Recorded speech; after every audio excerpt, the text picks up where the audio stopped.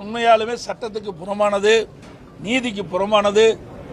இன்றைய முதலமைச்சர் அவர்கள் தூய்மையான ஆட்சி நடத்த வேண்டும் என்று சொல்கிறார். தூய்மையான ஆட்சி நடத்த வேண்டும் என்று சொன்னால் எல்லா இடத்திலும் தூய்மையாக இருக்க வேண்டும். ஒரு கட்சியில் கருத்து வேறுபாடு நடக்குது. அந்த கருத்து வேறுபாடுகளை மையமாக வைத்து ஒரு சாரார் வீட்டுக்கு சென்று வருவது எந்த விதத்தில் நியாயம்? இதா தூய்மையானது? ஆக எங்க இயக்கத்திற்கு இப்படி வந்திருக்குது.